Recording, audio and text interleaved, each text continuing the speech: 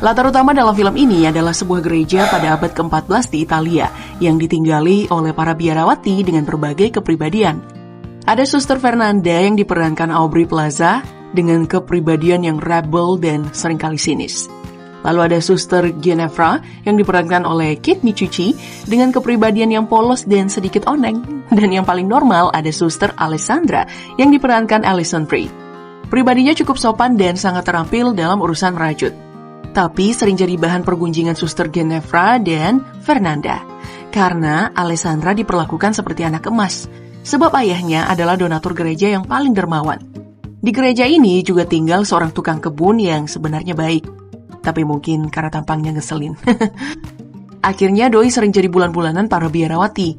Setiap kali ada dari mereka yang stres, seperti Alessandra yang hari itu sedang bad mood, gegara dirinya batal dinikahkan oleh keluarga karena masalah keuangan. Dan akhirnya bersama Suster Ginevra dan Fernanda, si tukang kebun tadi dijadikan samsak untuk melepas kekesalan.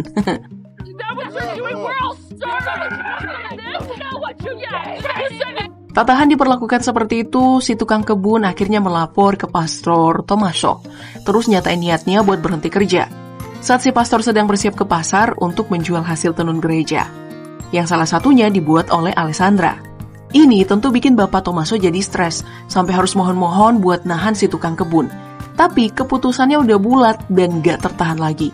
Jadi Bapak Tommaso gak punya pilihan selain nyari tukang kebun baru. Ya, alasan si tukang kebun bisa dimengerti sih, kasian juga kan kalau disiksa mulu.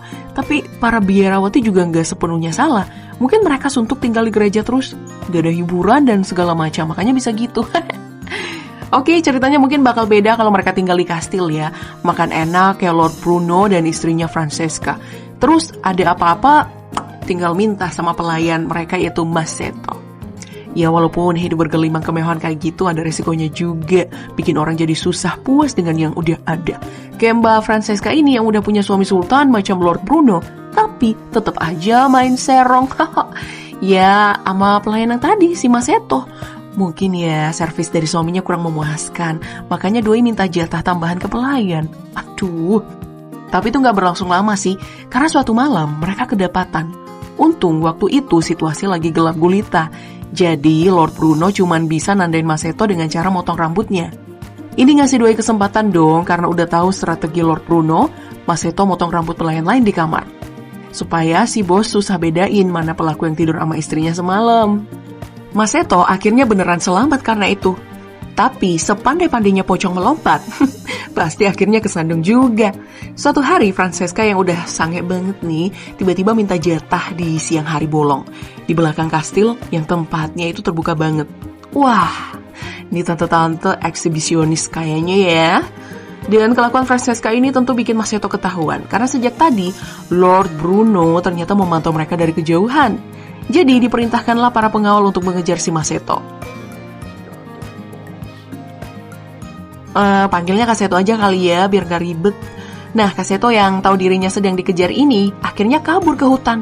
Dan di sana tanpa sengaja dia ketemu dengan Bapak Tommaso. Atau kita panggil Mas Tom aja ya, biar gampang juga disebutnya.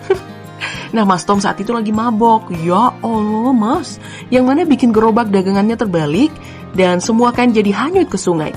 Kaseto yang melihat itu merasa iba dan akhirnya memberi pertolongan. Lalu nih, sebagai imbalan atas pertolongannya, Mas Tom nawarin Kak Seto buat nginep di rumahnya, di mana mereka minum bareng dan ngobrol-ngobrol. Sampai akhirnya Kak Seto cerita soal kejadian yang baru menimpa dirinya. Nah, sebagai pendeta, Mas Tom tentu aja bersimpati. Jadi Doi ngajak Kak Seto kerja di gereja. Karena kebetulan tukang kebun baru aja resign kan. Tapi ada syarat untuk kerjaan ini. Kak Seto harus pura-pura bisu dan tuli. Buat jaga-jaga supaya kejadian yang nimpa tukang kebun kemarin gak keulang lagi. Nah, keesokan harinya, Kak Seto pun dibawa ke Suster Maria yang merupakan kepala biarawan. Lalu diperkenalkan sebagai tukang kebun yang baru. Suster Maria awalnya sempat khawatir kalau kejadian sebelumnya bakal terulang lagi.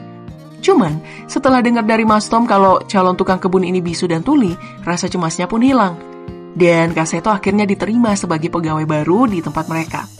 Sayangnya, belum genap sehari Kak Seto diterima kerja, udah ada aja masalah yang muncul. Doi tanpa sengaja ketemu dengan suster yang paling beringas, yaitu si Fernanda. Dan gak butuh waktu lama sampai Doi dicurigai terus diancam pakai kapak.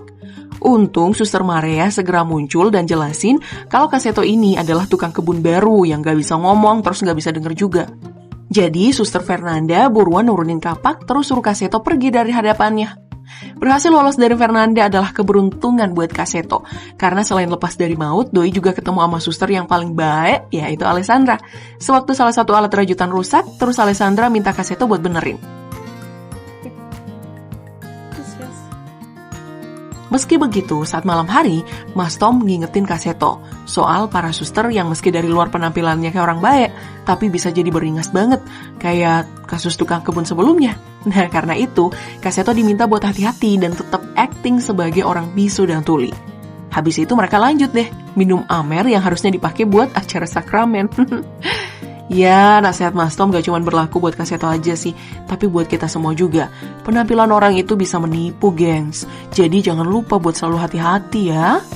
Ya, meski di sisi lain nasihat Mas Tom ironis juga sih, soalnya pas ngambil anggur sakramen, Doi itu lupa ngunci pintu lemari, yang mana ngasih kesempatan buat para suster buat nyopet sebotol 2 botol. Aduh hai. Terus dipakai mabok sama Alessandra di kamarnya, bareng Fernanda dengan temennya Marta. Habis itu, karena mereka berisik, Ginevra datang ke kamar buat nyuruh mereka tenang dikit. Tapi malah diajak buat mabok juga. Maka jadilah 3 orang biarawati plus 1 orang luar, mabuk-mabukan dalam gereja. Dan tahu apa yang mereka obrolin? Perbincangan mereka ternyata adalah soal enak-enak dengan lawan jenis. Oh my god. Dah Marta yang mulai obrolan ini dan para suster yang dengerin Doi cuman bisa merasa penasaran. Karena mereka sama sekali gak punya pengalaman dan cuman tahu teorinya. Fernanda yang paling penasaran soal hal ini, cuman karena gak ada cowok buat dijadiin alat peraga, Doi akhirnya manfaatin Ginevra sebagai objek percobaan buat puasin rasa ingin tahunya. Ya, Alessandra penasaran juga, apalagi kan dia yang paling kebelet nikah.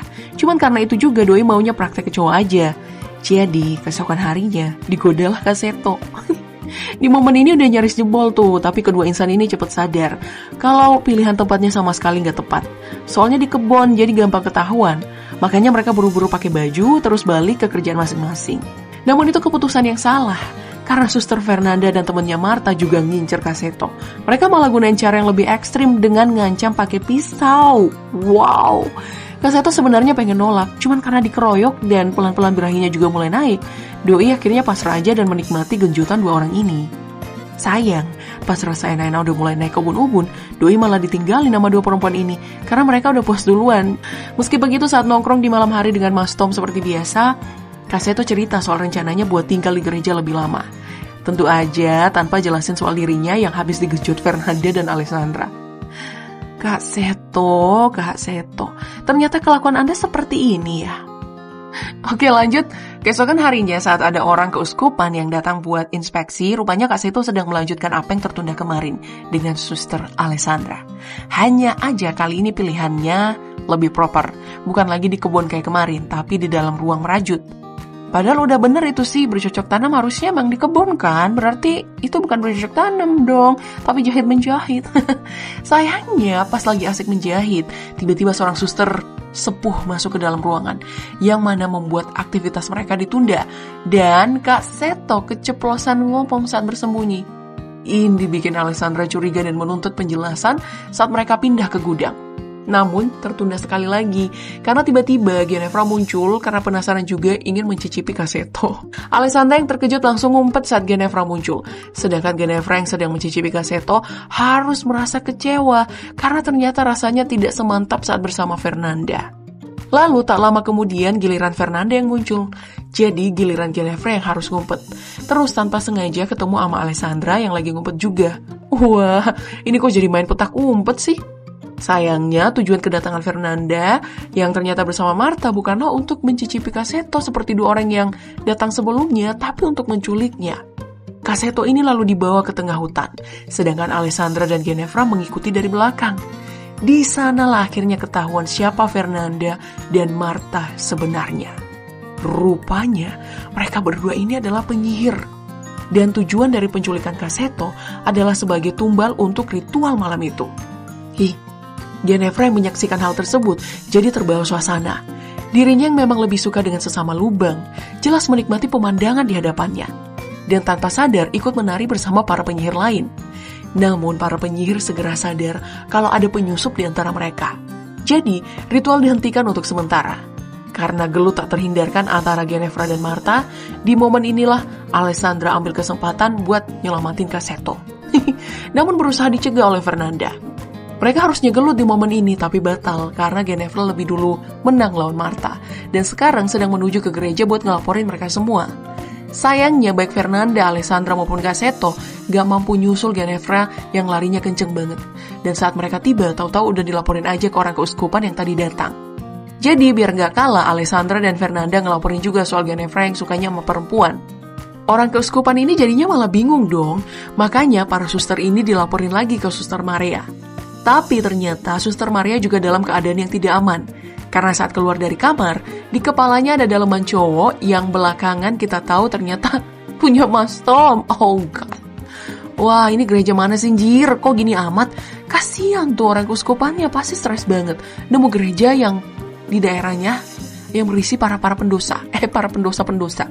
Neraka tempatnya kalian semua ini, neraka. Ya, untungnya uskup ini orang yang sabar. Beberapa pendosa tadi tetap dibiarkan dalam gereja dengan hukuman harus puasa setahun penuh. Yang dapat hukuman berat ya cuman Mas Tom, karena dirinya disuruh pindah agama jadi Buddha.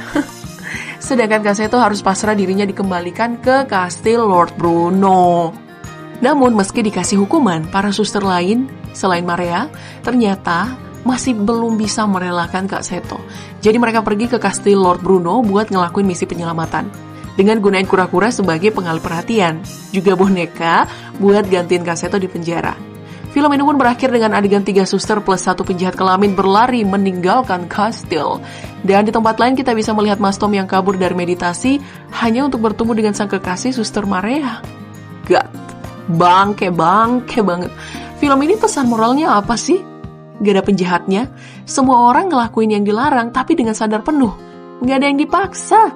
Ya udahlah ya, anggap aja pesan moralnya jangan gangguin istri orang, itu aja deh. Terus, kalau buat kesimpulan, film arahan Jeff Baena ini menghibur banget. Jarang-jarang loh dapat blue comedy yang narasinya sekena ini. Tetap bahasa enak-enak sih, tapi jatuhnya setup doang. Punchline-nya justru di kejadian before after bercocok tanam. Well, itu aja sih buat recap kali ini. Sampai jumpa di video selanjutnya. Ciao!